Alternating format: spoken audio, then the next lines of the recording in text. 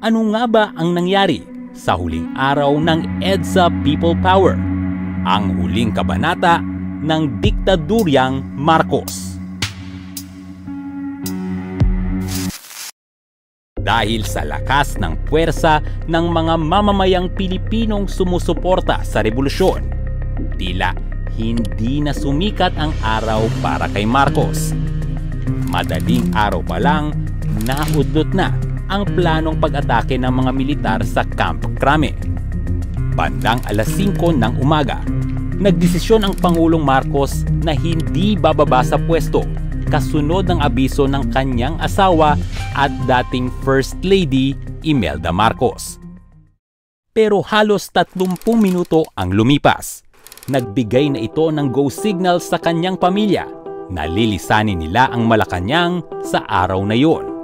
Habang ang kampo ni Cory Aquino naghahanda na sa Club Filipino sa San Juan para sa inauguration nito bilang bagong ganap na Pangulo. Nagbabantay ang mga tao roon, nag-aabang kung sakaling sasalakayin sila ng kampo ni Marcos at pigilan ang inaugurasyon. Pagsapit ng alas 10 ng umaga, dumating si Cory Aquino at nanumpa bilang Pangulo kay Senior Justice Claudio T. Hanqui. Itinalaga bilang Vice President si nooy Senator Salvador Laurel. Nagbago ang isip ni Marcos sa paglisan ng palasyo. Naghanda rin sa kanyang sariling inauguration sa Ceremonial Hall ng Malacanang. Bandang alas 11:55 ng umaga, nanumpa rin bilang Pangulo si Marcos. Pero ang live coverage nito pinutol habang umiere. Marcos took his oath in Malacanang at around 12 noon. But then it was interrupted. I think TV Channel 4, which was showing that inauguration, was interrupted when the transmitter was knocked out. And so that, that was a symbol of the end. In a sense, the screens went blank.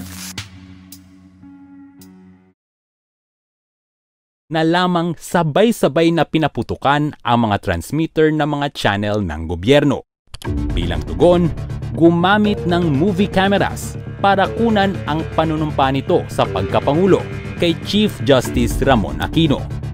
Pagkatapos nito, lumabas ng balkonahe si Marcos at nagpakita sa kanyang mga taga-suporta. There was one last rallying effort that Marcos did. Went to the balcony thing and he's raising his hand. Then you have the children, they all look worried. I don't know if you saw that picture. Yeah, that was one of his last formal activities as the president of this country. Nagniningas ang alitan sa parehong panig. Pero patuloy na nanaig ang demokrasya at ang people power.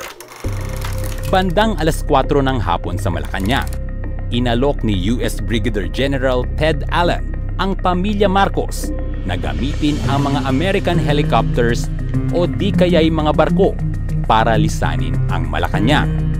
Pero si Marcos sinabing mas pipiliin niyang mamatay sa palasyo. Alas 5 ng hapon, tinawagan ni Marcos si Enrile para sana'y makipag-ugnayan sa ideyang lisanin ang Malacanang. Pero nag-uumpisa ng mag-alsabalutan ang pamilya. Alas 6 na ng hapon nang napapayag ang Pangulo na tuluyang umalis sa Malacanang. The US told him directly through the special envoy of the President of the US to cut and cut clean. And they provided the transport that he could leave Malacanang and he was assured safe passage to be able to travel to abroad.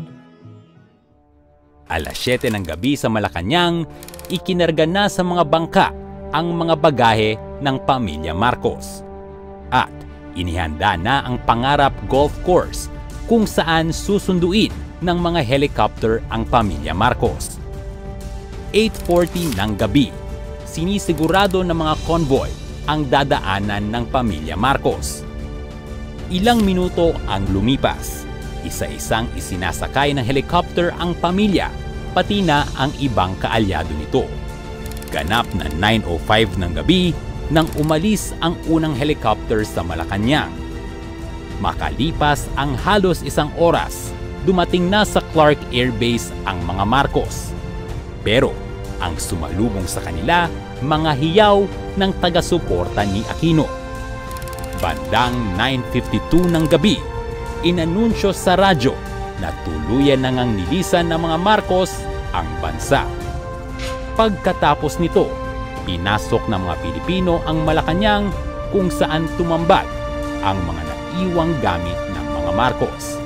So we entered freely into the buildings and we were telling them not to touch the papers because those were important documents that could be proof of the malpractice. Sa puntong ito, kinumpirma ng bawat Pilipinong nagwagi ang demokrasya at tumatak sa kasaysayan ang people power. We are 48 who drafted the Philippine Constitution, and we wanted to make sure that never again there will be dictatorship, to ensure that our democracy survive, to make sure that our rights in the Bill of Rights are respected, to make sure that women, youth, children are respected, indigenous peoples, the climate, public health. And so, this is a beautiful country, but it can only be safeguarded by young people like yourself.